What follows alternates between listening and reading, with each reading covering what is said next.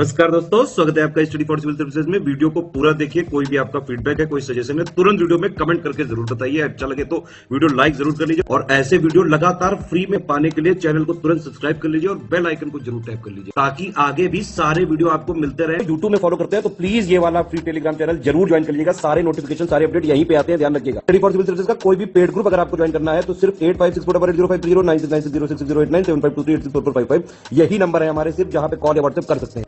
Instagram पे हमारा page जरूर फॉलो कर लीजिएगा, study for civil dot services है। ट्विटर पे हमको जरूर फॉलो कर लीजिएगा, @स्टडी फॉर सिविल्स है। नमस्कार दोस्तों, एक बार फिर से आपका बहुत बहुत स्वागत है स्टडी फॉर सिविल सर्विसेज में। और मैं एसके त्रिपाठी आज आप सभी के साथ जो हमारी daily current affairs news analysis की सीरीज है उसको यहाँ पर बाइलिंगुअल मैनर में कंटिन्यू करूंगा। और जैसा कि आप लोग स्क्रीन में देख पा रहे होंगे कि ये जो आर्टिकल्स हैं वो गवर्नमेंट की जितनी भी लीडिंग वेबसाइट्स हैं और जो लीडिंग न्यूज़पेपर्स हैं वहां से संग्रहित किए जाते हैं, फिर आप लोगों को यहाँ पर उपलब्ध कराए जाते हैं, जो आप लोगों के लिए विशेषकर यूपीएससी, सीएससी, संघ लोक सेवा आयोग और विभिन्न राज्य की जो लोक सेवा आयोगों की परीक्षाएं होती हैं उनके दृष्टिकोण से प्रीलिम्स और मेंस दोनों ही आयामों पर आपके लिए बहुत ही ज्यादा लाभदायी सीरीज सिद्ध होगी है। तो आप लोग इस सीरीज को कंसिस्टेंट देखें, सतत रूप से देखें और इसका महत्तम लाभ भी अर्जित करें। साथ ही दोस्तों अपना साथ बनाए रखें, वही हमारे लिए मोटिवेशन है। अगर आपने इस वीडियो में 10,000 लाइक्स का टारगेट कंप्लीट किया तो आप लोगों को जो इसकी पीडीएफ है वो फ्री ऑफ कॉस्ट हमारे टेलीग्राम के चैनल पर उपलब्ध कराई जाएगी। इसके लिए आप हमारा टेलीग्राम का चैनल जरूर ज्वाइन कर ले, साथ ही जो हमारा इंस्टा का पेज है उसको भी फॉलो कर ले। तो आइए देखेंगे किन टॉपिक्स को देखने जा रहे हैं। तो आज 10 टॉपिक्स हैं। पहला चाइना और सोलोमन पैक्ट, ये हमने पहले भी कवर किया है, इंटरनेशनल पॉलिटिक्स का पार्ट है आईआर का, तो जीएस पेपर 2 में रख सकते हैं। इसके बाद इकोनॉमिक इंटीग्रेशन की बात हो रही है ना। एलपीजी जब से लागू हुआ तो भी आपने देखा होगा कि किस तरीके से जो है वैश्विक ग्राम की संकल्पना जो है वो मूर्त रूप जो है धारण करेगी, तो उसी से संदर्भित इसको देखेंगे हम।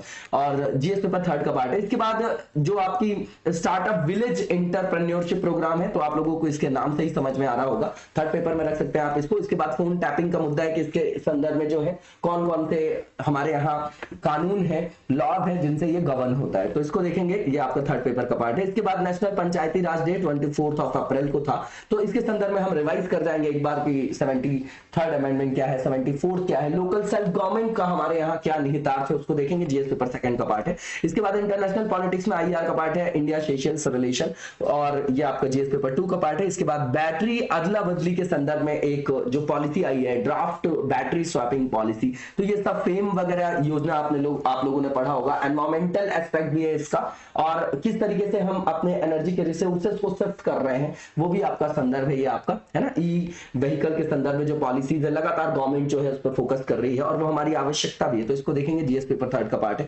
मिल्क प्रोडक्शन में इंडिया ने टॉप किया है वर्ल्ड में, और इसके बारे में हम डेटा भी देखेंगे। और बहुत अच्छा ये आपका आयाम भी है, क्योंकि ये आपका किस तरीके से, जैसे हम सिर्फ फूड ग्रेन्स उगाने वाले जो हमारे यहाँ फार्मर्स ज्यादा है, तो ये एक तरीके का क्या हो गया कि ये मिक्स एग्रीकल्चर, मतलब जो सीजनल है आपका एग्रीकल्चरल प्रोडक्ट, उसके लिए एक ऑप्शन प्रोवाइड कर रहा है जिससे फार्मर की इनकम भी क्या होगी, बढ़ेगी, और हम एक्सपोर्ट वगैरह करके जो है डॉलर में अपनी इनकम भी कर सकते हैं, ठीक है ना। तो इसके बहुआयामी लाभ है, इसको देखेंगे हम लोग। ये 3rd पेपर का पार्ट है। फिर मैन एनिमल कॉन्फ्लिक्ट, ये बहुत पुराना संघर्ष है आपका, इसको देखेंगे हम।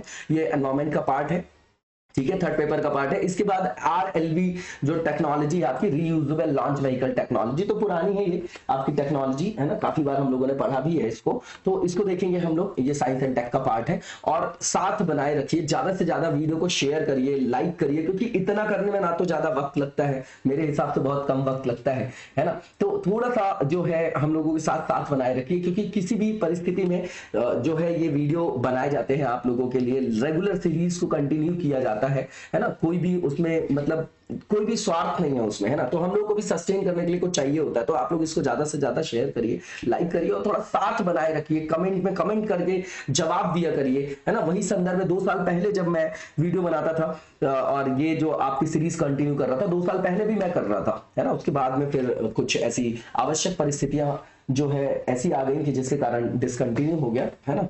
तो पिताजी का मेरे देहांत हो गया था उस कारण से। तो जो उस समय जो जितने लोग आंसर देते थे कमेंट बॉक्स में, जितने लोग लिखते थे, वो अब नहीं देखा जा रहा है। तो मेरा मतलब मैं विनम्र आग्रह कर रहा हूं आप लोगों से, विनम्रता से, कि आप लोग प्लीज जो है यहाँ पर आंसर राइटिंग कमेंट बॉक्स में टाइप करके लिख दें। कितना टाइम लगेगा आपको, है ना, तो वो करके आप बताएं, तो उससे जो है हम लोगों को मोटिवेशन मिलेगा। और ज्यादा से ज्यादा लाइक और शेयर जरूर करें। तो पहला टॉपिक देखेंगे, चाइना सोलोमन पैक्ट है आपका। तो चाइना का सिक्योरिटी पैक्ट है, सोलोमन आइलैंड के साथ हुआ है ना। ये आपका पहला सुरक्षा समझौता जरूर है, इस ज्योग्राफिकल एस्पेक्ट में बात कर रहे हैं, लेकिन ऐसा है कि अंतिम नहीं है, क्योंकि चाइना का रेगुलर जो है आपका एग्रेसिव राइज देखा जाता है। तो आप समझिएगा कि ये जो पैक्ट है आपका, ये इस तरीके का अपना पहला है, जिसमें फर्स्ट पैसिफिक आइलैंड नेशन है जिसने चाइना के साथ इस तरीके का पैक्ट किया है, ठीक है ना। और ये जो है, ये सीधी बात है कि चाइना की महत्वाकांक्षा लगातार बढ़ती जा रही है, तो ये अपना अंतिम नहीं माना जा सकता इसको, ठीक है ना। ज्योग्राफिकल लोकेशन की बात करें तो जो आपके ग्रुप है 6 लार्ज आइलैंड के, है ना, उनमें से एक ही ये आपका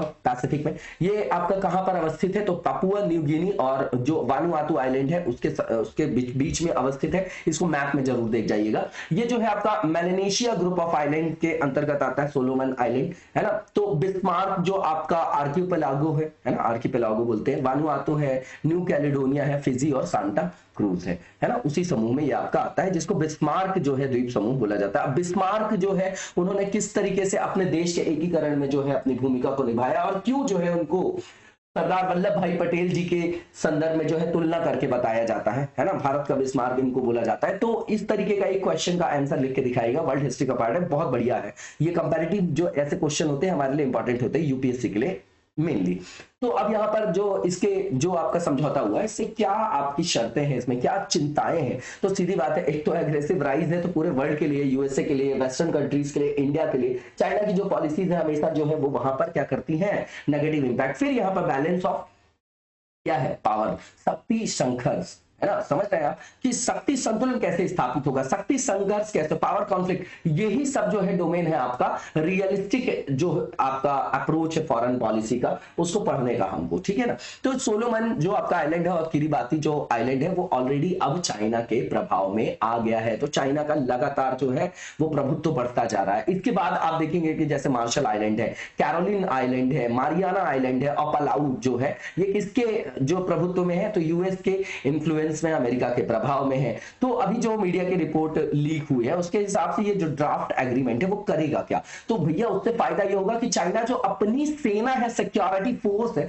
वो डिप्लॉय कर सकेगा कहां पर, सोलोमन आइलैंड में। सोलोमन आइलैंड अगर उसको रिक्वेस्ट करता है कि भैया हमको मेंटेन करना अपना सोशल ऑर्डर, तो आप हमको सहायता दीजिए, पुलिस और मिलिट्री की सहायता दीजिए, अपने पर्सनल को भेजिए, चाइना को असिस्ट कर सकता है। तो इस तरीके की सुविधा जो है वो सोलोमन आइलैंड प्राप्त कर सकता है। अब यहां पर आप देखेंगे कि पहले सोलोमन आइलैंड की चाइना के संदर्भ में, जो चाइना के साथ उसका जो है वहां पर रिलेशन नहीं था। पहले ताइवान के इंटीग्रेशन को वो हेल्प करता था, मतलब सपोर्ट करता था उस पॉलिसी को, और ताइवान के साथ उसके रिश्ते अच्छे थे। लेकिन अब उसने ताइवान को छोड़ के अपना रुख चाइना की तरफ कर लिया। इसका मतलब क्या कि ताइवान से उसके संदर्भ खराब हो गए, तो अब वो ताइवान को स्वतंत्र देश नहीं मानेगा, क्योंकि अगर चाइना के साथ आपको संबंध रखने हैं तो वो ये बोलता है कि हमेशा आप ये समझ के चलिए कि ताइवान के साथ आपका कोई संबंध नहीं, और ताइवान चाइना का पार्ट है, समझ गए। मेन मुद्दा जो है यहाँ पर ताइवान वाला है।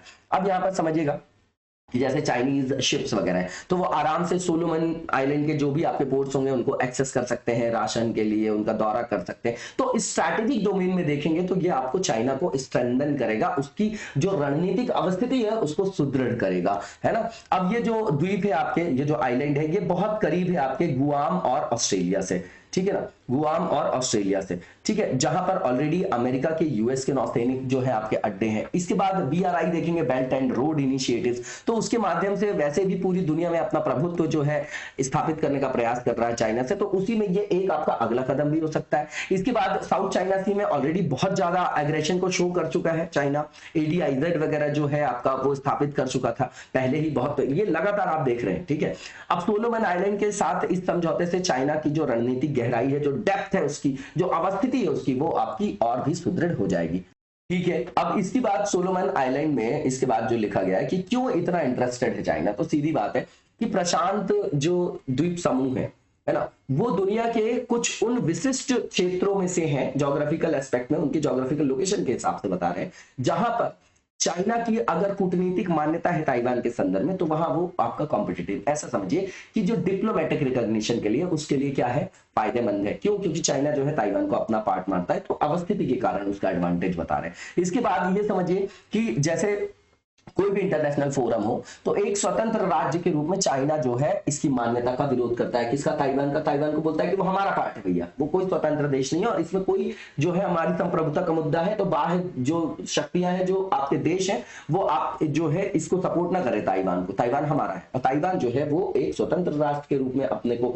मान्यता दिलाना चाहता है और अपने आप को स्वतंत्र राष्ट्र मानता भी है। ठीक है ना? तो अब यहाँ पर है कि जिस देश को भी चाइना के साथ ऑफिशियल रिलेशंस रखने होते हैं, तो उसको बोलता है चाइना कि भैया पहले आप अपने डिप्लोमेटिक जो टाइज है ताइवान से वो ब्रेक कर दो। अब सोलोमन आइलैंड जो है, 6 जो पैसिफिक आइलैंड स्टेट्स हैं, उन्हीं में से एक है जिनके बायलैटरल रिलेशन थे ऑफिशियल, किसके साथ? ताइवान के साथ। ठीक है, 2019 से इसने अपना स्टैंड चेंज किया है ना, किरिबाती के साथ उसने स्विच किया अपने जो भी उसके संदर्भ हैं, जो भी उसके संबंध है चाइना के साथ। ठीक है, अब यहां पर आप समझिएगा कि अभी केवल 4 अब ऐसी आइलैंड कंट्रीज बची हैं जो ताइवान को स्वतंत्र देश के रूप में जो है वो मान्यता देने के लिए बोलती है, मान्यता उसकी जो है उसको सहयोग करती है। ठीक है, और जो बिलोंग करते हैं आपके, ये सब माइक्रोनेशियन ग्रुप में आते हैं ये आइलैंड। तो 4 ही बचे, 2 तो अब चाइना के साइड हुई गए। अब ये जो स्मॉल जो भी पैसिफिक आइलैंड स्टेट्स हैं, इनकी जो पोटेंशियल वोट बैंक है, जो सपोर्ट प्राप्त कर सके, दोहन कर सके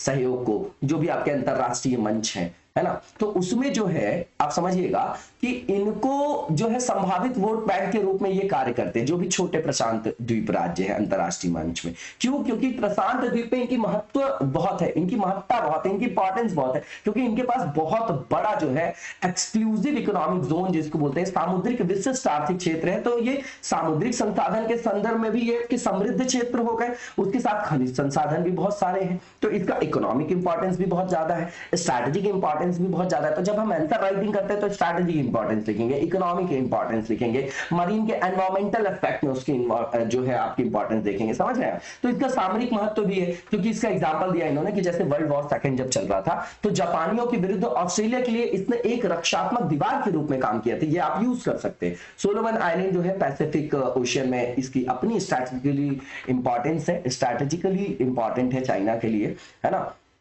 ठीक है, क्यों? क्योंकि प्रशांत द्वीप समूह में ऑस्ट्रेलिया में, है ना, प्रशांत द्वीप समूह और ऑस्ट्रेलिया में अमेरिका के ऑलरेडी मिलिट्री बेस है ना। ठीक है, तो वो खुद को वहां पर स्थापित करना चाह रहा है। ठीक है ना, और उसका मेन टारगेट तो यूएस ही है। इसके बाद देखेंगे कि स्पेशली अगर इसकी महत्ता देखी जाए, सिग्निफिकेंस देखी जाए वर्तमान संदर्भ में, कंटेम्पररी टाइम में, तो जैसे AUKUS जो है आपका ऑकुस बोलते हैं इसको, इसका इमरजेंस हो रहा है, तो उसको वहां पर आप देखिए कि ऑस्ट्रेलिया की जो स्ट्रैटेजिक कैपेबिलिटी है उसको क्या कहीं पर वो संतुलित नहीं कर रहा है, संतुलित कर रहा है ना, उसी का ये काउंटर है कि नहीं है। इसके बाद आप देखेंगे कि सोलोमन द्वीप जो है बीजिंग के कर्ज के जाल में फंस सकता है। हम लोगों ने इसी आर्टिकल में पहले पढ़ा है डेप्ट ट्रैप पॉलिसी। 2 पॉलिसीज याद रखिएगा, एक बोलते हैं चेकबुक पॉलिसी, या जो आपका चेकबुक पॉलिसी बोलते हैं उसका, है ना, कि किसी भी कंट्री में गया तो बोला डेवलपमेंटल प्रोजेक्ट लगा रहे हैं, आपका भला कर देंगे, बहुत सारा पैसा आपको दे देंगे हम। ठीक है ना, इसी तरीके से डेप्ट ट्रैप में वो फंसा लेता है कंट्रीज को, छोटी कंट्रीज को, फिर अपने मन मुताबिक काम करता है, क्योंकि उसमें हर जगह अपने ही हितों को वो संदर्भित करता है। चाहे हमन टोटा देख लीजिए आप, चाहे नेपाल में देख लीजिए, कहीं पे भी आप देख लीजिए। ठीक है, तो सोलोमन आइलैंड में जो है शिपिंग रूट्स देखेंगे तो बहुत ज्यादा क्रिटिकल है। ठीक है, तो चीन जो है संभावित रूप से इस क्षेत्र के आसपास जो है उसका समुद्री यातायात को नियंत्रित कर सकता है, उसका अपने हितों के संदर्भ में उसको जो है वो यूज कर सकता है और बाकी विश्व पर जो है दबाव डाल सकता है। इस तरीके की बातें यहां से निकल कर आएंगी। ठीक है, इसके बाद यहाँ पर मैप में दिखाया जा रहा है, आप लोग देख लीजिएगा। मैप, वर्ल्ड मैप जरूर देखते जाइए। इस तरीके की कोई भी स्पेसिफिक लोकेशन आती तो हमको उसको मैप में देख कर जाना है, क्योंकि अब प्रीलिम्स पास आ रहा है और टेंशन नहीं लेनी है। 1-2 क्वेश्चन, 3 क्वेश्चन हमको मैप से डायरेक्टली मिल जाएंगे। ठीक है, आप लोग सपोर्ट करेंगे तो हम प्रीलिम्स के लिए जो है स्पेसिफिक जो टॉपिक्स हैं, जो 1 महीने का पूरा 1 साल का जो आपका रिवीजन करवा दे, इस तरीके के टॉपिक्स करेंगे। लेकिन सपोर्ट बनाइए, ज्यादा से ज्यादा जो है शेयर करिए, लाइक करिए, कमेंट करिए, तो मोटिवेशन मिले तो फिर हम आगे चले, है ना, क्योंकि इन सब में भी बहुत ज्यादा जो है मेहनत लगती, पूरी टीम लगी रहती है। उसके बाद होता है, हमारी कंडीशन कैसी भी हो, हम लोग आपको शो भी नहीं कर सकते कि क्या है, क्योंकि हमको रेगुलर जो है ये बनाना होता है ना। टाइम कभी ऊपर नीचे भी हो तो आप जो है उसको फॉलो करिए, है ना, कि दिन भर में तो आपको मिल रहा है ना रेडीमेड, इसको फॉलो करिए आप और उससे अपना फायदा निकालिए ज्यादा से ज्यादा। ठीक है। इंडिया जो है, इसके बाद जो नेक्स्ट हमारा टॉपिक है इकोनॉमिक इंटीग्रेशन का है। इसमें सीधी बात है कि जिस देश में भी आर्थिक समृद्धि होती है ना, वहां लोकतंत्र शांतिपूर्ण रूप से जो है वहां पर सुदृढ़ होता चला जा रहा है। तो यहां पर बोला जा रहा है कि आर्थिक समृद्धि के साथ शांतिपूर्ण लोकतंत्र के रूप में भारत जो है न्यू वर्ल्ड ऑर्डर का एक बेस बन सकता है। अब यहां पर इकोनॉमिक इंटीग्रेशन की बात करेंगे, नया वर्ल्ड ऑर्डर। तो 1919 में 1989 में 1989 में मिखाइल गोर्बाचोव का आपने नाम सुना होगा। 1989 में जब आपका यूएसएसआर का विघटन होता है ना, और रशिया बनता है, बर्लिन वॉल जो आपकी है वो गिर जाती है। तो यहां से जो है पूरे जो आपका ग्लोबल एस्पेक्ट है वहां से पैराडिग्म शिफ्ट होता है, ठीक है ना। तो अब यहां पर क्या होगा कि बॉर्डर्स कैसे हो जाएंगे, फ्रिक्शनलेस, ठीक। इकोनॉमीज कैसी हो जाएंगी, ओपन हो जाएंगी मैनी नेशंस के लिए। मतलब क्या, फ्री इकोनॉमी का कंसेप्ट, वही एलपीजी की बात कर रहे हैं, लिबरलाइजेशन, प्राइवेटाइजेशन और ग्लोबलाइजेशन, ठीक है ना। तो उसके संदर्भ में जो है खुली अर्थव्यवस्थाएं बन गई, देशों में जो है घर्षण रहित सीमाएं हो गई, तो मोबिलाइजेशन बढ़ गया, वहां पर मोबिलिटी बढ़ गई। इसके बाद आप देखेंगे कि इंटीग्रेटेड जो इकोनॉमीज है वो कैटलाइज किसको करती है, तो भैया सीधी बात है, लोगों की आवाजाही आसान होती है, वस्तुओं, सेवाओं और पूंजीगत जो भी वस्तुएं हैं या पूंजी है उसका प्रवाह जो है सर्वसहज और सर्वसुलभ हो जाता है, ठीक। इसके बाद आप देखेंगे कि जो ग्लोबल ट्रेड है पर कैपिटा जीडीपी के संदर्भ में अगर हम देखें तो लगभग 2 गुना हो गया है नेक्स्ट 2 डिकेड्स में। ये कैसे बोल रहे हैं, 1990 से ये आपका जो है कंपेयर करके बोल रहे हैं, ठीक है ना। तो ये जनरल, ये क्या शो करता है कि लगातार अगर आर्थिक समृद्धि हो रही तो भैया जनरल रूप में जनरलाइज करके देखें तो पीस और प्रॉस्पेरिटी बढ़ रही है ना। किसी एकाध घटनाओं को 2 4 10 देशों में घटनाओं को लेके जो है वो वहां पर नहीं निकाला जाता है कंक्लूजन जो है आपका बहुमत से ड्रॉ किया जाता है, ठीक है। इसके बाद जो नेक्स्ट पॉइंट है कि सोसाइटी और इकोनॉमी जो है अगर आप उनको देखेंगे तो ये आपस में जुड़ गए तो वो वैश्विक समृद्धि का भी प्रतीक बने, कारण बने, कारक बने और वैश्विक शांति का भी बने, है ना, ठीक है। क्योंकि शेयर्ड वहां पर जो साझा हित वहां पर आ गए, ऐसा समझिए आप इसको, ठीक है। इसके बाद ये माना जाता है कि जैसे राष्ट्रों के बीच में जब इंटरडिपेंडेंसी या अन्योन्याश्रिता बढ़ जाती है तो उससे संघर्ष कम होंगे क्योंकि दोनों के हित जुड़े हुए हैं, तो अपने आप ही जो है वो शांति क्या होगी, स्थापित होगी। लेकिन रशिया और यूक्रेन के क्राइसिस ने, कॉन्फ्लिक्ट ने इस विचार को कहीं ना कहीं नेगेटिव एस्पेक्ट दिया है, उसको ध्वस्त किया है, ठीक है। अब देखिए इकोनॉमिक सैंक्शंस जो रशिया पे लगे उसके क्या इंपैक्ट पड़ रहे हैं। अब सीधी बात है, जब पूरा का पूरा विश्व एक दूसरे से संदर्भित है तो कहीं पर भी कोई अगर संघर्ष होता है तो उसका प्रभाव भी तो सबके ऊपर देखना पड़ेगा। अगर लाभ सारे देशों को हो रहा है विश्व में तो नुकसान भी सबको झेलना पड़ेगा। वही चीज है यहाँ पर कि अगर आप देखेंगे तो अभी बहुत सारे ब्लॉकेट्स और सैंक्शंस लगाए गए रशिया के ऊपर, है ना, तो आप सप्लाई में डिस्ट्रप्शन देख रहे हैं, तो इसके कारण बहुत सारे नेशंस को जो है वहां पर नुकसान हो रहा है, नॉर्मल सी चीज है। अब देखिए जैसे इन्होंने एग्जांपल लिया कि इजिप्शियंस जो है, मिस्रवासी, वो मैक्सिमम जो है वो रशिया और यूक्रेन के गेहूं पर निर्भर थे। अब भैया वहां पर संघर्ष हो गया तो सप्लाई क्रंच आ गया वहां पर, तो भोजन की कमी से ही जूझ रहे हैं वो, फूड ग्रेन्स के ही जो है वहां पर शॉर्टेज हो गई, ठीक है। अब इसके बाद आप देखेंगे जर्मन जो है बहुत ज्यादा रूसी गैस पर निर्भर थे, तो जर्मनों को जो है, जो जर्मनी में आप देखेंगे तो यहां पर बहुत ज्यादा हाई प्राइसेस का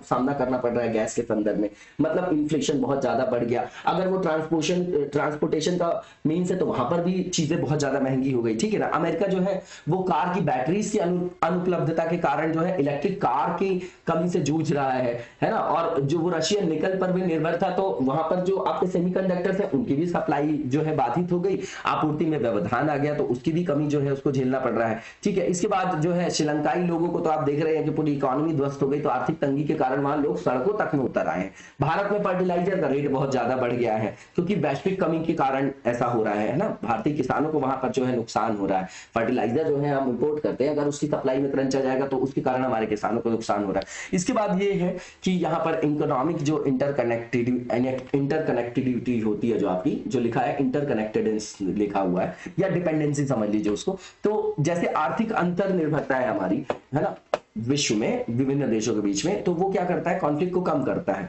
और वॉर को सिंपल करता है। लेकिन यहां पर आप देख रहे हैं कि सबके ऊपर नेगेटिव इंपैक्ट पड़ रहा है, वो भी कारण एलपीजी का ही, नॉर्मल सा पॉइंट है, इतना इंपॉर्टेंट नहीं है, ठीक है ना। तो सीधी बात है कि जितनी अंतर निर्भरता होती है उतना जो है संघर्ष और युद्ध कम होता है। लेकिन जो इस दौरान देखा गया वो मुद्दा ही अलग है, नेशनल इंटरेस्ट का मुद्दा है। बाल्टिक सी और ये जो एरिया है ना, ब्लैक सी, ये एरिया आप देखेंगे, है ना, तो पहले भी मुद्दा आ चुका है, ये पहले भी मुद्दा आ चुका है 2013-14 में। बताइएगा किस एरिया को लेके हुआ था, बताइए जरा कमेंट बॉक्स में। इसके बाद इकोनॉमिक इंटीग्रेशन और कॉन्फ्लिक्ट की बात करेंगे तो सीधी बात है, जो लेस डिपेंडेंट स्टेट्स है ना, उसके ऊपर अगर आप देखेंगे तो अपने मान लीजिए कोई उसका कॉन्ट्रेरी या विरोधी है, तो उसकी तुलना में वो संघर्ष करने के लिए अधिक इच्छुक होगा। क्यों? क्योंकि उसका उससे कोई लाभ ही नहीं है।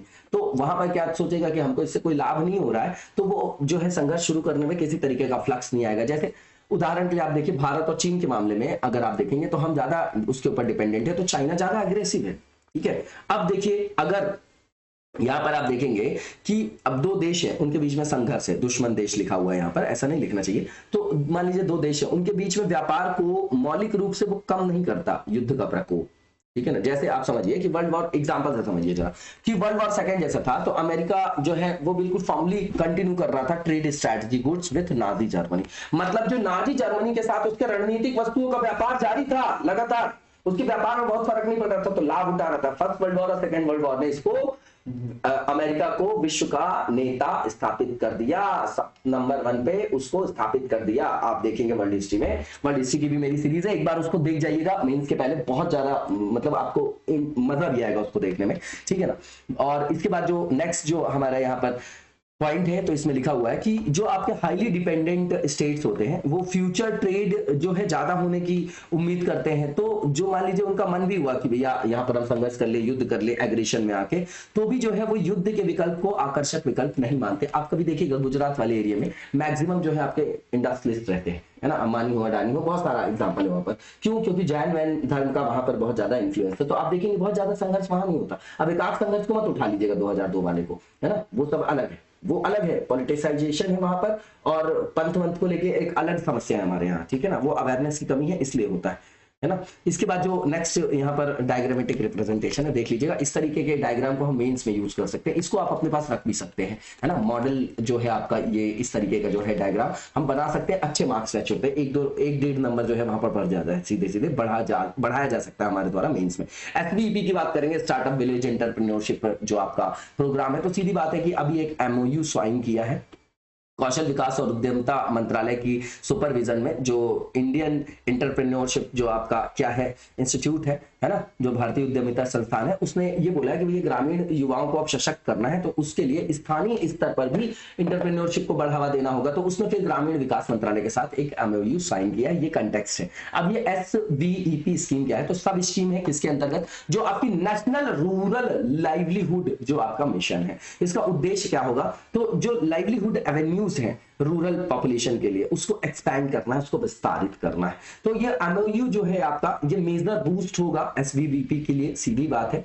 और ये किस तरीके से कार्यरत होगा, तो एक बात सीधी बात समझिए कि ग्रामीण क्षेत्रों में जो उद्यमशीलता है उसका पूरा एक इकोसिस्टम को क्या करना, डेवलप करना, और उसके लिए आपका प्रोटीन की तरह काम करेगा, पोषण के लिए काम करेगा, एक स्थायी मॉडल के रूप में कार्य करना इसका उद्देश्य है। सीधी बात है। अब आप समझेंगे कि इसका उद्देश्य और क्या है, तो सीधी बात है रूरल यूथ को एम्पावर्ड करना। अब उसके लिए क्या करना, उनको सशक्त बनाने के लिए क्या करना, जैसे IT हमारी टेक्नोलॉजी है, सूचना एवं संचार प्रौद्योगिकी, कैपेसिटी बिल्डिंग है, या बिजनेस कैसे करना, उसके लिए जो एडवाइजरी सर्विसेज हैं, है ना, बैंकिंग सर्विसेज हैं, सेल्फ हेल्प ग्रुप्स हैं, और जो आपके और भी इस तरीके के ग्रुप्स बने, तो वहां से किस तरीके से जो है इनको जो है ऋण के प्रावधान के माध्यम से इसको पूरा किया जाएगा। मतलब उनको जो है वहां पर स्टार्ट करने के लिए चीजों को लोन वगैरह दिया जा सके, है ना। तो इस तरीके से सशक्त किया जाएगा, बहुआयामी आधार पर इनको जो है हेल्प की जाएगी।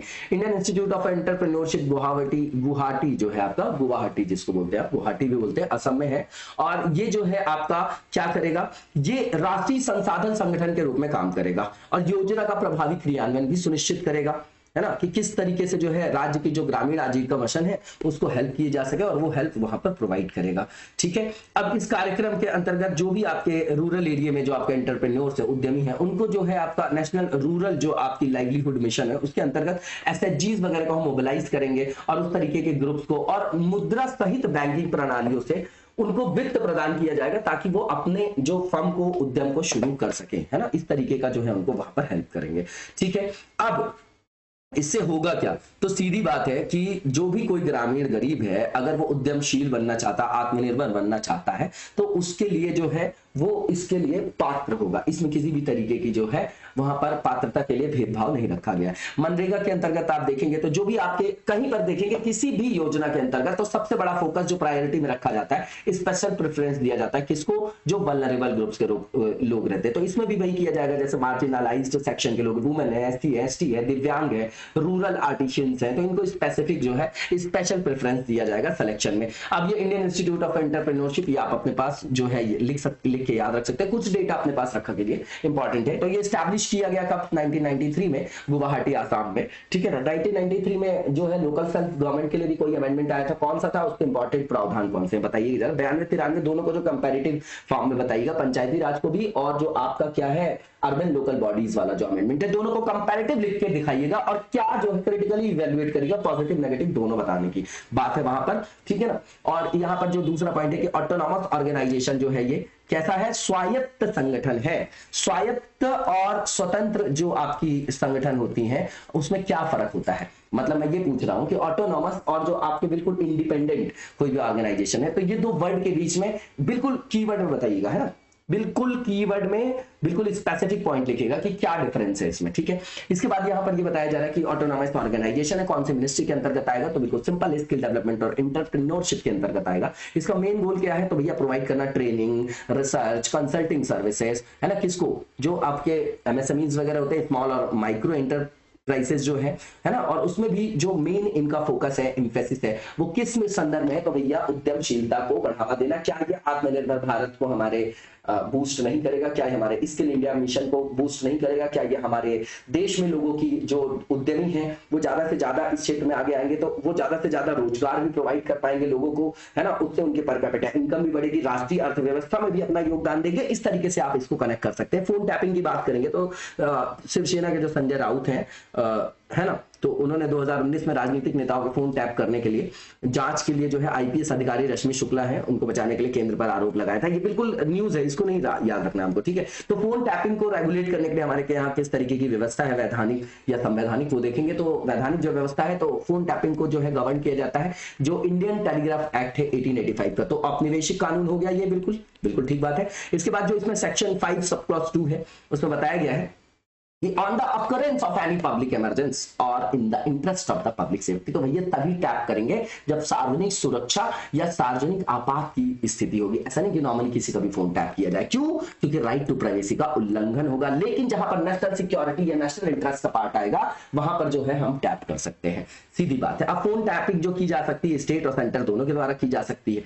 ठीक है ना, अगर उनको इस तरीके की आवश्यकता लगे, है ना। अगर भारत की सार्वजनिक सुरक्षा पर खतरा हो, सोवरेनिटी पर, संप्रभुता पर हो, है ना, अखंडता पर हो, राज्य की सुरक्षा पर हो, या विदेशी राज्यों के साथ मैत्रीपूर्ण संबंधों के हित में हो, या किसी अपराध को उकसाने से संदर्भित हो वो आपका, तो इन सब में जहां पर राष्ट्रीय सुरक्षा को खतरा होगा वहां पर फोन टैपिंग वगैरह की जा सकती है। केंद्र या राज्य सरकार दोनों कर सकते हैं। अब मान लीजिए कि कोई संवाददाता है, अब वो जो है भारत में प्रकाशित कर रहा है ना, प्रेस वेस की बात है या अखबारों की बात है, तो वो उनके संदेशों को तब तक जो है हिरासत में नहीं लिया जा सकता या उन पर बैन नहीं लगाया जा सकता जब तक कि उनका जो पब्लिकेशन या प्रसारण है वो धारा 5 सब क्लॉज 2 का उल्लंघन ना हो, ठीक है, याद रखिएगा, ये इंपॉर्टेंट है। इसके बाद जो रूल 498 जो 419 मतलब 419 है ना, 419 है इंडियन टेलीग्राफ अमेंडमेंट रूल्स 2007, उसमें ये बोला गया है कि भारत सरकार के जो सचिव स्तर के जो अधिकारी हैं उनके बिना आदेश के कोई टैपिंग के आदेश जारी नहीं किए जाएंगे, ठीक है ना, उनको ही यहाँ पर प्राधिकृत किया गया है।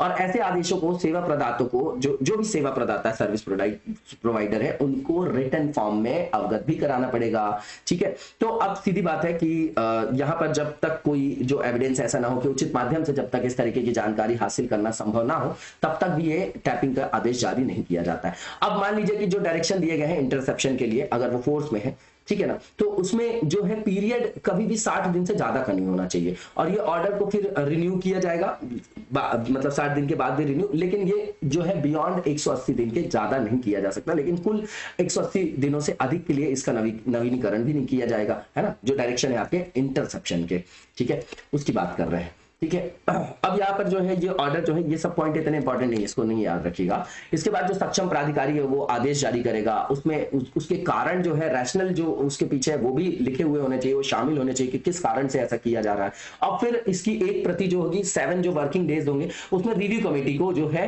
अग्रेषित की जाएगी, और उस समिति की जो अध्यक्षता है वो कैबिनेट सेक्रेटरी करेंगे, जिसमें कानून एवं दूरसंचार सचिव सदस्य भी होते हैं। इसके बाद नेशनल पंचायती राज डे के बारे में देखेंगे तो 24 अप्रैल को हर साल मनाया जाता है, और 2010 से जो मनमोहन सिंह जी थे उन्होंने जो है पहला उस समय डिक्लेयर किया था कि भैया पहला जो नेशनल पंचायती राज डे 24 अप्रैल को मनाया गया था वो 2010 में, उसकी अनाउंसमेंट भारतीय प्राइम मिनिस्टर जो मनमोहन सिंह जी थे उन्होंने किया था। यूपीए 2 और यूपीए 1 के बारे में आप लोगों को पता होगा। तो इसके बाद जो नेक्स्ट पॉइंट है इसमें लिखा गया, सीधी बात है ये national local self government day के रूप में भी मनाया जाता है। जो ग्रास रूट डेमोक्रेसी है उसी का ये पार्ट है ना, उसी का मूर्त रूप बोल सकते हैं आप। और ये मिनिस्ट्री ऑफ पंचायती राज मनाती है, इसको सेलिब्रेट करती है 24 अप्रैल को प्रतिवर्ष। ठीक है, ये 73rd कॉन्स्टिट्यूशनल अमेंडमेंट एक्ट 1992 से आया 24 अप्रैल 1993 को। ये जो है आपका एक हिस्टोरिकल जो है आपका डिसेंट्रलाइजेशन है, और गांधीवादी जो आपकी सोच थी उसका मूर्त रूप है। आर्टिकल 40 में आप देखते हैं कि इस तरीके की बात की गई है डीपीएसपी के अंतर्गत। ठीक है, तो जमीनी स्तर पर जो सत्ता का विकेंद्रीकरण है उसी के संदर्भ में आपका ऐतिहासिक और बहुत ही ज्यादा जो है महत्वपूर्ण जो है आपका क्या है आयाम है। ठीक है, अब इसके द्वारा जो है आपका देखिए यहां पर जो है डेमोक्रेटाइजेशन भी ज्यादा होता है, वल्नरेबल ग्रुप्स का जो है आपका एम्पावरमेंट भी होता है, महिलाओं के लिए 1/3 जो है हर लेवल पे रिजर्वेशन है, SC/ST के लिए भी है। ठीक है, तो जो देश के शासन में भागीदारी किसकी, देश के एक आम व्यक्ति के, उस तरीके के विचार को ये मूर्त रूप प्रदान करता है। बहुत इंपॉर्टेंट है ये आपके लिए, प्रीलिम्स के लिए, मेंस के लिए, PRIs और जो अर्बन लोकल बॉडीज है दोनों। तो ये जो ओकेजन है ये प्रोवाइड करता है, अवसर प्रदान करता है कि भैया यहाँ पर प्रत्यक्ष संवाद स्थापित किया जाए जो पंचायत के रिप्रेजेंटेटिव्स हैं, है ना, वो जो पैन इंडिया है आपके। ठीक है ना, उसके बाद वो उनकी क्या अचीवमेंट्स है, उनमें क्या ड्रॉबैक्स है, किस तरीके से जो है हम उसको फर्दर और स्ट्रेंथन कर सकते हैं, तो इस तरीके की बातें वहां पर होती है, उससे मोटिवेशन भी मिलता है। इसके बाद 2010 में इसको जो है अनाउंस किया था हमारे मनमोहन सिंह जी ने, जब पहला पंचायती राज दिवस घोषित किया गया था। इसको 3 टियर में डिवाइड किया गया पंचायती राज व्यवस्था को, आप लोगों को पता है। तो एक तो आपका जो है ग्राम लेवल पे है, उसके बाद मिडिल लेवल जो है मध्यवर्ती है ना, ब्लॉक लेवल जिसको बोलते हैं। ठीक है, तो मिडिल लेवल पे है, उसके बाद फिर डिस्ट्रिक्ट लेवल पे जो जिला स्तर पर, जिस पर जिला पंचायत, तो ब्लॉक पंचायत और पंचायत, जिला पंचायत और ग्राम पंचायत है ना। ब्लॉक पंचायत को पंचायत समिति, कहीं कहीं पे जो है वो मध्यवर्ती स्तर नहीं होता है, पॉपुलेशन के संदर्भ में उसको डिवाइड किया जाता है। इसके बाद इसमें जो अमेंडमेंट किया गया था 73rd किया गया था, जिससे पार्ट 9 जो है ऐड किया गया, और उसके साथ ही जो है 9th नंबर का जो आपका पार्ट है उसमें जो आर्टिकल है वो 243 से लेकर 243O है। इसके बाद 11th नंबर का शेड्यूल जो है 73rd अमेंडमेंट से जुड़ेगा, और 74 से 12 नंबर की जो आपकी 12वें नंबर की अनुसूची वो जोड़ी जाएगी। तो 11वें में पंचायती राज से संदर्भित अनुसूची, जिसमें 29 फंक्शनल आइटम्स भी रखे गए हैं, अधिसूचित किए गए हैं कि भैया इन प्रकारों पर जो है वो कानून बना सकती है आपकी ग्राम पंचायत, है ना। इसके बाद जो सीट्स रिजर्व की बात किया जाए तो SC/ST के लिए भी है ना, और वो चेयरपर्सन के संदर्भ में भी है पंचायतों में, है ना, हर लेवल में है। और यहाँ पर महिलाओं की बात करें तो महिलाओं का सशक्तिकरण भी हो रहा है, इससे 1/3 जो है टोटल नंबर ऑफ सीट्स का उनके लिए भी रिजर्व है, और 1/3 जो है वो पोस्ट चेयरपर्सन के लिए भी जो है उनके लिए क्या है रिजर्व है, महिलाओं के लिए भी। और ये आर्टिकल भी याद रखेगा, आर्टिकल 243D, है ना। इसके बाद जो पंचायती राज दिवस है इस साल का, वो विदाउट एनी थीम जो है सेलिब्रेट किया गया। इसके बाद इंडिया सेशल्स के रिलेशन देखेंगे तो बहुत इंपॉर्टेंट है। यहाँ पर south west Indian ocean region है, ये IUR रीजन, वेरी इंपॉर्टेंट। और यहाँ पर जो एडमिरल है हमारे R हरि कुमार, जो चीफ है अभी नेवल स्टाफ के, उन्होंने विजिट किया सेशल्स को 21 से 23 अप्रैल 2022। तो की पॉइंट्स क्या है, तो हमने डिप्लोमेटिक रिलेशंस जो है एस्टैब्लिश किया सेशल्स के साथ आफ्टर उसकी जो इंडिपेंडेंस थी, स्वतंत्रता जो थी, उसके बाद 1976 में ये रिलेशंस लगातार जो है स्ट्रेंथन होते चले गए, और इसमें कई सारी जो है हाई लेवल विजिट्स भी होती रहती हैं, और कई सारे जो है एक्सचेंजेस होते रहते हैं टाइम टू टाइम। पहले जो रेसिडेंट हाई कमिश्नर स्थापित किए गए, अपॉइंट किए गए 1987 में, जबकि भारत के द्वारा, जबकि सेशल्स ने ओपन किया अपना रेसिडेंट मिशन न्यू दिल्ली में 2008 में। ब्लू इकोनॉमी प्रोटोकॉल के अंतर्गत जो है हमने अपने मरीन ट्रेड को भी बूस्ट किया है, जो साइन किया गया था हमारा अगस्त 2015 में इंडिया और सेशल्स के बीच। सेशल्स जो है आपका एक फाउंडिंग मेंबर भी है ना, one of the founding members of international solar alliance. तो आपको पता है कि अंतरराष्ट्रीय जो सौर गठबंधन है, इसका जो है हेड ऑफिस कहाँ पर बताइएगा, ग्वाल पहाड़ी में, गुरुग्राम में है क्या कि कहीं और है? और ये कब स्थापित किया गया था, कौन सा जो आपका एग्रीमेंट हुआ था, पेरिस क्लाइमेट जो आपका एग्रीमेंट है उसके अंतर्गत किया गया कि बाद में, और इसको कब इंप्लीमेंट किया गया, अभी वर्तमान में कितने सदस्य मेंबर स्टेट्स हैं इसके अंतर्गत? तो अंतरराष्ट्रीय सौर गठबंधन के संस्थापक सदस्यों में से एक है ये। इसके बाद आप देखेंगे कि सेशल्स जो गवर्नमेंट है उसने इंडिया को क्या दिया है, इंडियन जो नेवी है उसको एजम्पशन आइलैंड जो है लीज पे दिया है। तो ये हमारे लिए स्ट्रैटेजिक एक बहुत ही इंपॉर्टेंट पैक्ट है। तो इससे क्या होगा कि जो हमारा इंडियन ओशियन रीजन है, हिंद महासागर क्षेत्र है, उसमें चाइना के एग्रेशन को भी हम काउंटर कर सकेंगे और अपनी रणनीतिक अवस्थिति को सुदृढ़ कर पाए हैं। तो भारत की जो एक्टिव मरीन जो स्ट्रैटेजी है, सक्रिय सामुद्रिक जो हमारी रणनीति है, उसका ये एक महत्वपूर्ण हिस्सा है, इसलिए हमारे लिए इंपॉर्टेंट है। एजम्पशन आइलैंड याद रखिएगा, बहुत इंपॉर्टेंट है। सेशल्स की जो टोटल पॉपुलेशन है उसमें लगभग 11% है जो इंडियन डायस्पोरा वहां पर रिसाइड करता है, उसके कारण भी ये हमारे लिए इंपॉर्टेंट है। तो दोनों देशों के बीच इसके कारण कल्चरल जो है वो जो रिलेशन है वो भी बहुत अच्छे हैं, दोनों सरकारों के बीच इस तरीके की भी मोबिलिटी होती रहती है। अब देखेंगे आपकी आदान प्रदान होता रहता है, सांस्कृतिक आदान प्रदान की बात कर रहा हूं मैं। और सेशल्स ने फरवरी 2022 में विशाखापट्टनम में मिलान 2020 में भी भाग लिया था, ठीक है। और अगर बाइलैटरल डिफेंस एंगेजमेंट का स्केल और स्कोप देखें तो ये आपका ठीक, बिल्कुल ठीक बात है कि ये आपका प्रिंसिपल जो है Sagar, security and growth for all in the region, उसको बूस्ट करेगा। इसके बाद जो 5S विजन है हमारा, जिसमें सम्मान, संवाद, सहयोग, शांति और समृद्धि की बात करता है, उसको भी ये मूर्त रूप प्रदान करेगा।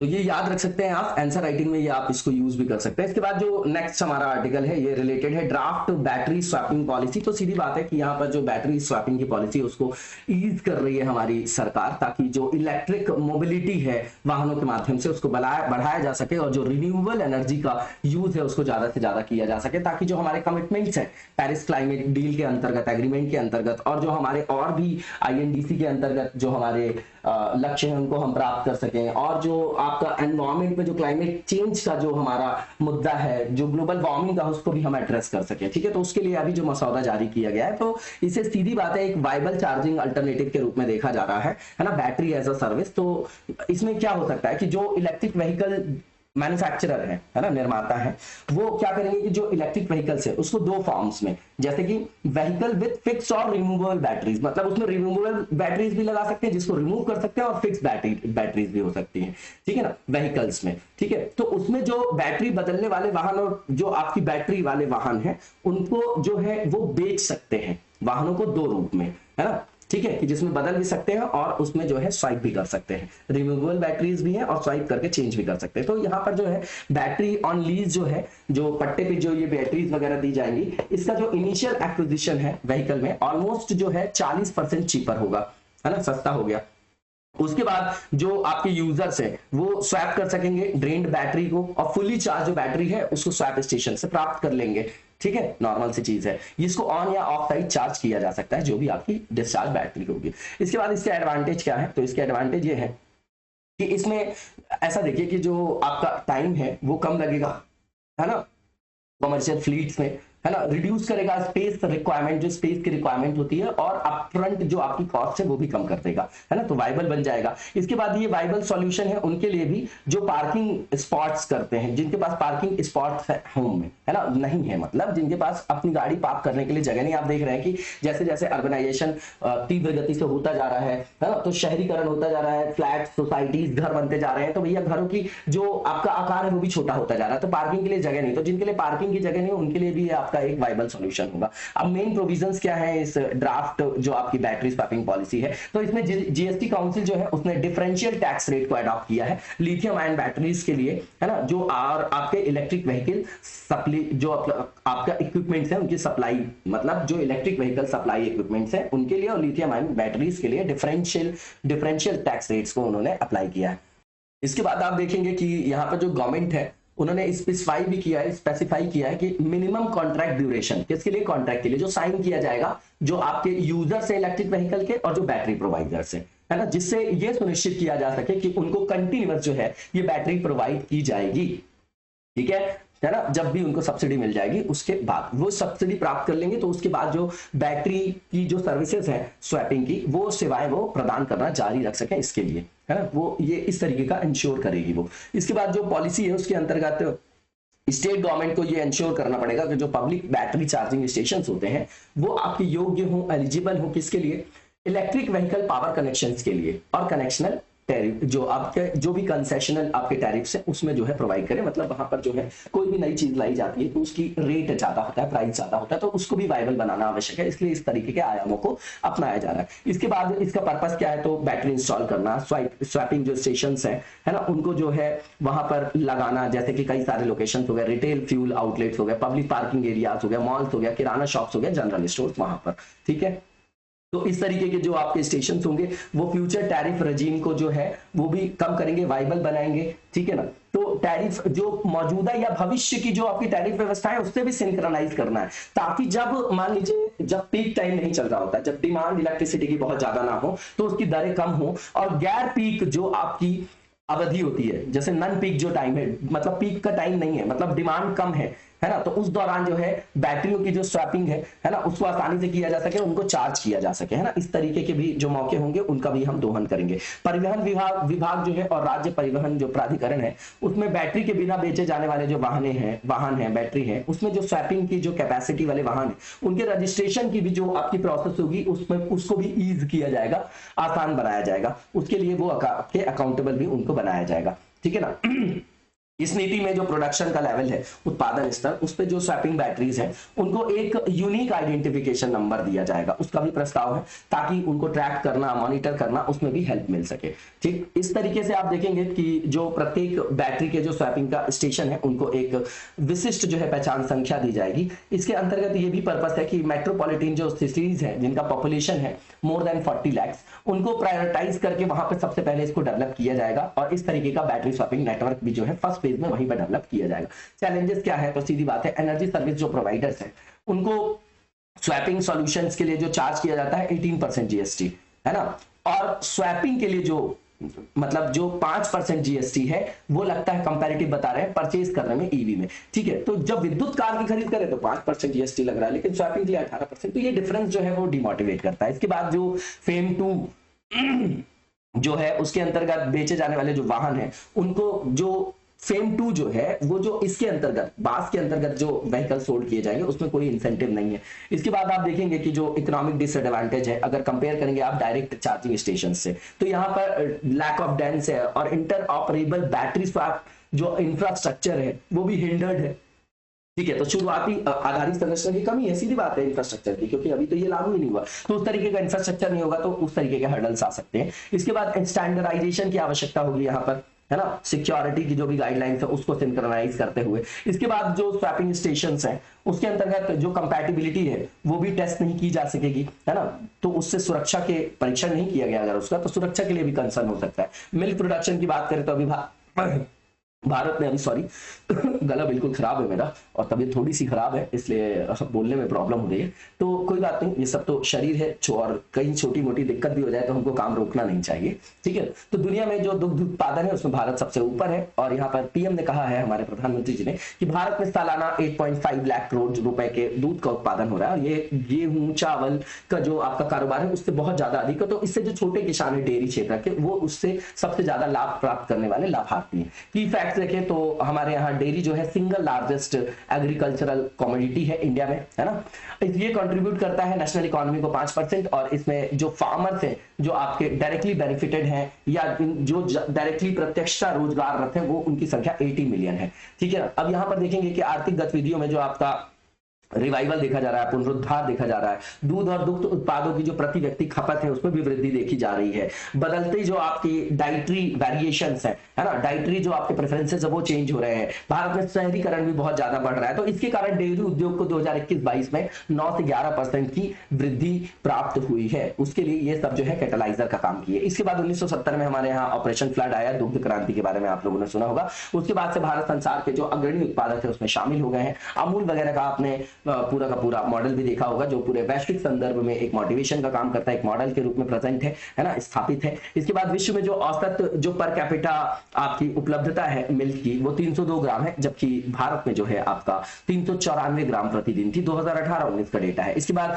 वर्तमान में वार्षिक उत्पादन भारत में देखा जाए तो 187.75 मिलियन टन है, जो भारत का जो उत्पादन है वो पूरे वैश्विक दुग्ध उत्पादन का लगभग 22% है।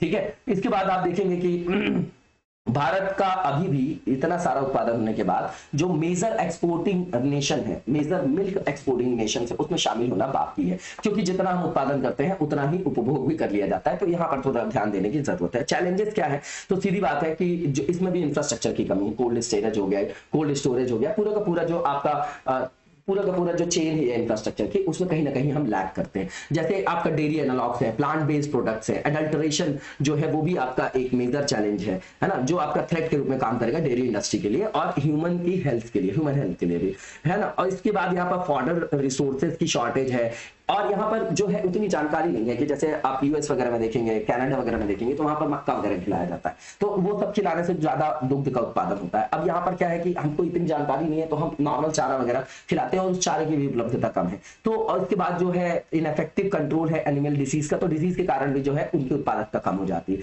इसके बाद फील्ड ओरिएंटेड जो कंजर्वेशन स्ट्रैटेजी है इंडिजीनियस ब्रीड के लिए, वो भी हमारे एब्सेंट है ना, स्थानिक जो हमारी ब्रीड है उसका हम उन्नयन नहीं कर पा रहे हैं। ठीक है, फिर स्किल भी लैक है, स्किल की भी कमी है, क्वालिटेटिव सर्विसेज की भी कमी है फार्मर्स के लिए, है ना, जो आपकी इंप्रूव कर सकती है प्रोडक्टिविटी को, है ना, जो इंप्रूव कर सकती है दुग्ध उत्पादन में उत्पादकता को बढ़ा सकती है, उस तरीके की क्वालिटेटिव सर्विसेज और स्किल की कमी है फार्मर्स के पास। उसके बाद इम्प्रॉपर इंफ्रास्ट्रक्चर भी है जो सपोर्ट करता है इस सेक्टर को। तो स्टेप्स क्या लिए हैं गवर्नमेंट ने, तो सबसे पहले तो आप लोगों को पता होगा कि लगभग 95% जो लाइव स्टॉक फार्मर्स है ना, वो कॉन्सेंट्रेटेड है आपके रूरल इंडिया में। ठीक, तो वहां पर इंफ्रास्ट्रक्चरल डेवलपमेंट के लिए जो है भारत ने वाइब्रेंट विलेज प्रोग्राम जो है उसको स्थापित किया, उसको इंप्लीमेंट किया, जिसने सिग्निफिकेंट रोल जो है प्ले किया मार्केट एक्सेस को एनहेंस करने में, है ना, इन लाइव स्टॉक जो आपके फार्मर्स है उनके लिए। ठीक है, इसके बाद ये यहाँ पर जो लेवल प्लेइंग फील्ड प्रोवाइड करने के लिए इन्होंने कोऑपरेटिव सोसाइटीज जो है उसको स्थापित किया। बताइए जरा आर्टिकल 19 में कहां पर जो है इसका उल्लेख है, और कहीं भी है क्या कि कहां पर कोऑपरेटिव सोसाइटी के 97th अमेंडमेंट से कहीं और ऐड किया गया? बताइए जरा ये कहां कहां पर है संविधान में कोऑपरेटिव सोसाइटी। तो अमूल को मॉडल बनाया इन्होंने और ये बोला कि अल्टरनेटिव जो मिनिमम टैक्स है उसको कम भी किया गया, यहाँ पर 18.5% से 15% कर दिया गया, है ना, तो ये इंसेंटिवाइज किया। इसके बाद जो है सरचार्ज की बात करें कोऑपरेटिव सोसाइटीज में, तो इसको भी जो है 12% से कम करके 7% किया गया है ना। तो जो टोटल इनकम है वो more than 1 crore and up to 10 crore वालों के लिए ये आपका किया गया है। ठीक है, इसके बाद अगर आप देखेंगे कि जो आपका 2022-23 में राष्ट्रीय गोकुल मिशन और राष्ट्रीय डेयरी विकास कार्यक्रम है उसके लिए आवंटन में 20% की वृद्धि की गई है ना। 60% जो है लाइव स्टॉक हेल्थ के लिए एलोकेशन को जो है बढ़ाया गया और डिसीज कंट्रोल के लिए 2022-23 में प्रीवियस ईयर्स के कंपैरिजन में बोल रहे हैं, तो हेल्दियर लाइव स्टॉक को यहाँ से प्रमोट किया जा रहा है। इसके बाद डिजिटल बैंकिंग को बढ़ावा दिया जा रहा है, डिजिटल पेमेंट को, फिनटेक इनोवेशंस को भी क्रिएट किया जा रहा है ना, ताकि जो कैस्केडिंग इफेक्ट है आपका लाइव स्टॉक सेक्टर का उसको एड्रेस कर सके और ट्रांसपेरेंसी को हम वहां पर इंश्योर कर सके। ठीक है, तो मिल्क प्रोक्योरमेंट के लिए जो आपकी पेमेंट है उसको स्ट्रीमलाइन कर सके, है ना। अब यहाँ पर जो ये पूरी प्रोसेस है ना, तो उसको ई बिल सिस्टम के थ्रू पेपरलेस बनाया गया है ना, जो लॉन्च किया गया है किसके द्वारा, मिनिस्ट्री ऑफ फॉर प्रोक्योरमेंट के द्वारा। इसके बाद प्रोडक्टिविटी को बढ़ाने के लिए, मिल्क प्रोडक्शन को बढ़ाने के लिए जो है वो डेयरी सेक्टर में कई सारी जो है मिशंस को जो है इंप्लीमेंट किया जा रहा है। जैसे फार्मर राष्ट्रीय गोकुल मिशन है जिसको एक्सटेंड किया गया 2021-22 से 25-26 के लिए। इसके बाद एबीआईपी प्रोग्राम है आपका, एक्सेलरेटेड ब्रीड इंप्रूवमेंट प्रोग्राम है, जहां पर आईवीएफ टेक्नोलॉजी को यूज करेंगे, आर्टिफिशियल इंसेमिनेशन को जो है यूज करेंगे, आर्टिफिशियल इंसेमिनेशन को। ठीक है, तो आर्टिफिशियल जो आपका इंसेमिनेशन है उसके द्वारा, है ना, जो भी आपका ब्रीड में उन्नयन किया जाए ताकि प्रोडक्टिविटी को बढ़ाया जा सके, है ना। तो और कृत्रिम गर्भाधान वगैरह का भी लाभ लिया जा रहा है इसके द्वारा, है ना। इसके बाद जो है कॉम्प्रिहेंसिव ब्रीड इंप्रूवमेंट जो है वो भी प्रोग्राम चलाया जा रहा है। ठीक है, पोर्टल भी बनाया गया है ना, डायरेक्ट यूज के लिए फार्मर्स के लिए, है ना। ये ई गवर्नेंस है आपका, गुड गवर्नेंस है, ताकि अवेयरनेस दिए लोगों को, तो ई गोपाला ऐप वगैरह भी वहां पर लाया गया। इसके बाद जो नेक्स्ट हमारा आर्टिकल है यहाँ पर वो रिलेटेड है आपका मैन एनिमल कॉन्फ्लिक्ट से रिलेटेड है। तो एनवायरमेंट जो मिनिस्ट्री है हमारी उसने अभी एक एडवाइजरी बॉडी एक्सपर्ट्स की जो है वो बनाने की बात कही है कि यहाँ पर ह्यूमन एनिमल जो कॉन्फ्लिक्ट लगातार बढ़ता जा रहा है। ठीक है, ये स्टैंडिंग कमेटी है science and technology, environment and climate change की, तो उसने ये बोला है कि इस तरीके की एक कमेटी का गठन करना चाहिए जो मानव और पशु संघर्ष की बढ़ती घटनाओं को जो है कम कर सके। तो सीधी बात है, की पॉइंट देखें अगर हम, तो मानव वन्य जीव संघर्ष तेजी से जैसे बढ़ रहा है तो प्रजातियां विलुप्त हो रही हैं, जैसे कि जंगली भैंसा हो गया आपका, हाथी, बाघ, शेर, तेंदुआ, है ना, इनके लिए अस्तित्व के लिए गंभीर खतरा बनता जा रहा है। इसके बाद अगर आप देखेंगे कि इस तरीके के संघर्ष से ना केवल उनकी पॉपुलेशन कम हो रही है, बल्कि जो इकोलॉजिकल बैलेंस है उस पर भी नेगेटिव इंपैक्ट पड़ रहा है, जो हमारी बायोडायवर्सिटी है, कंजर्वेशन, उस पर भी नेगेटिव इंपैक्ट पड़ रहा है, जो कॉम्प्रिहेंसिव जो आपके नेगेटिव इंपैक्ट को जो है कैटलाइज कर रहा है पर्यावरणीय संदर्भों में। इसके बाद आप देखेंगे कि जो कानून बनाए जाते हैं वो मानव के द्वारा निर्मित होते हैं, अब जानवर तो बनाएंगे नहीं, तो ऐसा बोला जा रहा है कि इसमें मनुष्य के प्रति जो है मानव केंद्रित पूर्वाग्रह की संभावना बनी रहती है। तो यहाँ पर जो जंगली जानवरों के अधिकार है उनका महत्व भी जो है गौण रूप में देखा जाता है। इसके बाद आप देखेंगे कि जो मानव वन्य जीव संघर्ष है वो वन्य जीव और मनुष्य को नुकसान का कारण बनता है, चाहे वो मानव हो, चाहे जंगली जानवर या संपत्ति हो, है ना, तो उसके लिए भी नेगेटिव इंपैक्ट डालता है। इसके बाद जो एग्जांपल है ह्यूमन वाइल्ड लाइफ कॉन्फ्लिक्ट का, तो प्रिडेशन है लाइफ स्टॉक के लिए और डोमेस्टिक एनिमल्स के लिए, है ना, बाय वाइल्ड लाइफ। तो वन्य जीवों द्वारा पशुधन या घरेलू पशुओं का शिकार वगैरह किया जाता है, फसलों को क्षतिग्रस्त करना, बाढ़ों को नुकसान पहुंचाना, व्हीकल और वाइल्ड लाइफ कॉलिजन वगैरह भी देखा जाता है। इसके प्रमुख प्रभाव क्या है, कारण क्या है, वो बताया जा रहा है यहाँ पर।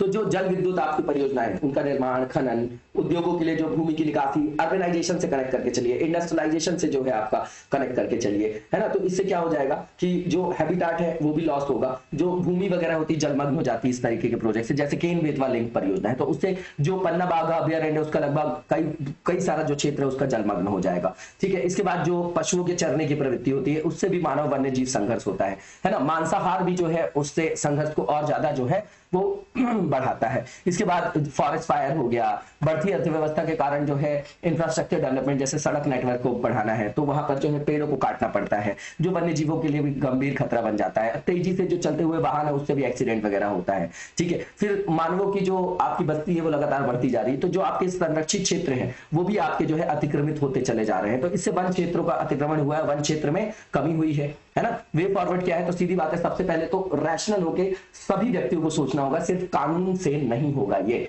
ठीक है, तो जो बस्तियों में, जो वनों की बस्तियां जहां पर पशुओं की आवाजाही है वहां पर भोजन और पानी की उपलब्धता को बढ़ाना है, मानव के हस्तक्षेप को कम करना है। ठीक है, और जो फॉरेस्ट ऑफिसर्स है उनको ट्रेन करना अच्छे से, लोकल कम्युनिटी को अवेयर करना, ताकि जो है जो भी गाइडलाइंस है उसके हिसाब से वो उसका प्रबंधन कर सके, है ना।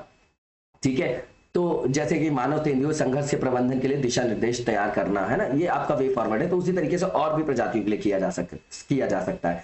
फिर लोकल पीपल में संवेदना का जागरण करना, है ना, ताकि मिनिमाइज किया जा सके कॉन्फ्लिक्ट्स को, और वो क्या करें या क्या ना करें उसके बारे में जागरूक हो सके। उसके बाद आवश्यक बुनियादी ढांचे का विकास करना, तकनीकी का यूज करना, है ना, जीपीएस जीआईएस वगैरह का जैसे यूज कर रहे हैं। ठीक है, वित्तीय सहायता प्रदान करना, ठीक है ना, और समय समय पर जो है उनके लिए संरक्षण क्षेत्रों में जो है उनके हिसाब से जो है किस तरीके से वो उनका हैबिटाट को तैयार किया जा सकता है, नेचुरली, आर्टिफिशियली, तो उसको भी जो है वहां पर हम मोबिलाइज कर सकते हैं, है ना। स्थानांतरण, कृषि वगैरह को कम करना, इस तरीके की प्रक्रिया को कम करना। उसके बाद संवेदनशील जो क्षेत्र, सेंसिटिव एरिया जो है ना, पशुओं से रिलेटेड, वहां पर जो है उसको बाड़े का निर्माण करना, उसको जो है सेव करना, चार दीवारी बनाना, उससे मैन और जो आपका एनिमल कॉन्फ्लिक्ट है उसको रोका जा सकता है। फिर पर्यावरण विकास से संदर्भित जो गतिविधियां हैं गांवों में उसको बढ़ाना, जैसे बाग गलियारों की सुरक्षा करना, इको पुल का निर्माण करना, मानव हाथी जो संघर्ष है उसको रोकना, उसके लिए जो पूर्व चेतावनी प्रणाली उसकी स्थापना, सुंदरबन में जैसे बाघ के हमले को कम करने के लिए सिर के पीछे मुखौटा पहनने का जो आपका एक अभिनव विचार था उसको भी बड़ी सफलता मिली थी। तो इस तरीके के और अभिनव विचारों का हम प्रवर्तन कर सकते हैं वहां पर। इसके बाद जो नेक्स्ट टॉपिक है वो रीयूजेबल लॉन्च व्हीकल टेक्नोलॉजी है। तो अभी जो इसरो है हमारा उसका कुछ दिनों में जो उद्देश्य है कि जो आपका रीयूजेबल लॉन्च व्हीकल टेक्नोलॉजी है ना, तो उसके महत्वपूर्ण घटक जो लैंडिंग, जो उसका प्रैक्टिकल है उसका, है ना, जो लैंडिंग प्रयोग है उसको अंजाम देने के लक्ष्य को लेकर उसका अभी ये प्रोग्राम चल रहा है। नॉर्मल सी चीजें, ये न्यूज है। अब ये होता क्या है ये जान लेते हैं। तो रीयूजेबल नाम से समझ में आ रहा है, तो ये एनएनएमएस सॉल्यूशन है ना, क्या प्राप्त करने के लिए, इससे कॉस्टिंग कम हो जाएगी, ये रिलायबल भी है और ऑन डिमांड एक्सेस को भी ये इंश्योर करेगी। ठीक, ये जो रीयूजेबल लॉन्च व्हीकल है इसकी कैपेबिलिटी ये होती है कि डिलीवर कर सकता है पेलोड को ऑर्बिटर में, उसके बाद री इंटर भी कर सकता है वापस से अर्थ के एटमॉस्फेयर में और लैंड में भी, है ना, जहां से इसको रिफ्यूल्ड किया जा सके। अब ये जो प्रोसेस है रीलॉन्च की वो रिपीट की जा सकती है शॉर्ट टर्न अराउंड में, ठीक है। इसमें आप देखेंगे तो रॉकेट का एक बिल्कुल छोटा सा पार्ट जो है मिशन के दौरान डिस्ट्रॉय होता है, बाकी जो बड़ा पार्ट है रॉकेट का वो वापस री इंटर करता है पृथ्वी के वायुमंडल में, एटमॉस्फेयर में, और फिर लैंड कर देता है ना। जैसे एरोप्लेन आप देखते हैं ना, जैसे लैंड होता है वैसे ही लैंड हो जाता है। तो ये फ्यूचर मिशन के लिए भी यूज हो सकता है, तो ये वाइबल हो जाएगा। उसके बाद जो फुल्ली रीयूजेबल रॉकेट्स होते हैं वो अभी भी जो है स्टिल अभी बचा हुआ है उसको डेवलप करना। अभी ये पार्शियली रीयूजेबल लॉन्च व्हीकल्स हैं जो ऑलरेडी यूज किए जा रहे हैं। अब जो ये रीयूजेबल रॉकेट्स हैं ये ड्रास्टिकली कट करते हैं लॉन्च कॉस्ट को। सीधी बात है, $200 मिलियन जहां लगता था वहां पर केवल $60 मिलियन लगेगा। इसके बाद जो ये रीयूजेबल रॉकेट है कॉस्ट को कम करेंगे, एनर्जी भी कम लगेगी वहां पर, स्पेस में कचरा भी कम होगा, है ना। ये बहुत बड़ा मुद्दा है स्पेस डेब्रिस का भी, ठीक है ना। तो जो ये आपकी बहुत बड़ी सीरियस प्रॉब्लम, तो इस तरीके की बहुत सारी प्रॉब्लम्स का सॉल्यूशन है ये। इसके बाद जो रीयूजेबल जो रॉकेट्स हैं उनके द्वारा इंडिया पुट कर सकता है ऑर्बिट में सैटेलाइट्स को, इंप्रूव कर सकता है टेलीकम्युनिकेशन और लोकेशन बेस्ड सर्विसेज को। इसके बाद जो रीयूजेबल रॉकेट्स हैं स्पेस में ज्यादा एक्सेसिबिलिटी को इंजॉयबल बनाएंगे, उसको एक्सेसिबल बनाएंगे और भी ज्यादा अन्वेषण कर सकेंगे, हम एक्सप्लोर कर सकेंगे, और पब्लिक ट्रिप्स को भी जो मार्च वगैरह की उसको भी हम मूर्त रूप प्रदान कर सकेंगे रियलिटी में, ठीक है। इसके बाद जो नेक्स्ट फेज है वो हमारा एमसीक्यू से रिलेटेड है। पहला जो यहाँ पर एमसीक्यू है बिल्कुल इजी है कि पंचायती राज व्यवस्था से कौन सी रिलेटेड समितियां हैं यहाँ पर। तो बलवंत राय मेहता कमेटी है सबसे पहली 1957, है ना, 3 टियर को इसने जो है सजेशन दिया था। उसके बाद अशोक मेहता कमेटी है 77 की, बिल्कुल ठीक है। जीवी राव समिति है आपकी 1985 की, और एल एम सिंघवी कमेटी 1986, जिसके आधार पर संवैधानिक आधार मिलेगा पंचायती राज इंस्टीट्यूशन को। तो सही बताना था तो चारों की चारों समितियां पंचायती राज से रिलेटेड है। इसका answer all of the above A हो जाएगा। इसके बाद जो नेक्स्ट क्वेश्चन है हमारा, इसमें पूछा जा रहा है कि फ्रेश वाटर जो ब्लैक सॉफ्ट सेल टर्टल है उसके बारे में गलत विकल्प का चयन करें। तो पहला ये कि ये जो टर्टल्स हैं वो पाए जाते हैं आपके कहां, ब्रह्मपुत्र रिवर में, है ना, जो असम के अंतर्गत जो प्रवाहित होती है ना, जो बहती है, प्रवाह जो है उसका वहां पर है। तो बिल्कुल ठीक बात है, उसी के जल निकासी के किनारे पाए जाते हैं। पहला स्टेटमेंट सही है। दूसरा ये कि international union for conservation of nature जो है उसने 2021 में इसको लिस्ट किया है क्रिटिकली इंडेंजर्ड के रूप में, हमारे लिए इंपॉर्टेंट हो गया। Fresh water black soft shell turtle, इसको पिक भी देख जाइएगा गूगल में, बहुत इंपॉर्टेंट है ये आपका यूपीएससी के लिए, ठीक है। दूसरा स्टेटमेंट भी ट्रू है। तीसरा ये कि ये एंजॉय नहीं कर रहे हैं अभी लीगल प्रोटेक्शन, किसके अंतर्गत, तो वाइल्ड लाइफ जो प्रोटेक्शन एक्ट है हमारा 1972 का, ये भी ठीक है। जो विजन डॉक्यूमेंट 2030 का है उसके अंतर्गत लॉन्च किया गया था कि raise at least 1000 black soft shell turtle by 2030। तो चारों स्टेटमेंट सही है। पूछा जा रहा है गलत कौन सा है, तो कोई भी गलत नहीं है। इसका आंसर आपका बी हो गया। मोस्ट इंपॉर्टेंट है ये आपके लिए, वेरी वेरी इंपॉर्टेंट, इसको करके इस क्वेश्चन को देख जाइएगा। इसके बाद जो नेक्स्ट क्वेश्चन है हमारा वो अमृत सरोवर से रिलेटेड है, बताना है कौन सा यहाँ पर विकल्प सही है। तो पहला ये कि ये आपका जम्मू और कश्मीर में हमारे मोदी जी ने इसको लॉन्च किया है। दूसरा ये कि इसका उद्देश्य है कि प्रत्येक जो डिस्ट्रिक्ट है उसमें 75 जल निकायों का विकास और कायाकल्प करना। दोनों स्टेटमेंट ट्रू है, ट्रू बताना था, इसलिए बोथ आर करेक्ट, इसका आंसर बी हो जाएगा। इसके बाद लास्ट क्वेश्चन देखेंगे आज का हम, और इसमें पूछा जा रहा है कि जो लता दीनानाथ मंगेशकर पुरस्कार है इसके बारे में स्टेटमेंट जो भी ट्रू है उसको आप आइडेंटिफाई करिए। तो पहला ये कि पहला जो आपका जो प्रथम लता दीनानाथ मंगेशकर पुरस्कार है उससे सम्मानित किया जाएगा हमारे प्रधानमंत्री जी को, बिल्कुल ट्रू है ये आपका स्टेटमेंट। दूसरा ये कि ये भारत रत्न लता मंगेशकर जी की स्मृति में स्थापित किया गया पुरस्कार है, ये भी ठीक है। ये पुरस्कार प्रत्येक वर्ष केवल एक व्यक्ति को दिया जाएगा जिसका योगदान राष्ट्र निर्माण में अनुकरणीय होगा, उसको दिया जाएगा। तो तीनों स्टेटमेंट ट्रू है और सही बताना था, तो इसका आंसर आपका ऑल ऑफ द अबव हो जाएगा। इसी के साथ आज के वीडियो को यहीं पर विराम देंगे, नेक्स्ट वीडियो में कंटिन्यू करेंगे। तब तक लगातार जबरदस्त तरीके से पढ़ते रहिए और आगे बढ़ते रहिए। Thank you so much, best of luck.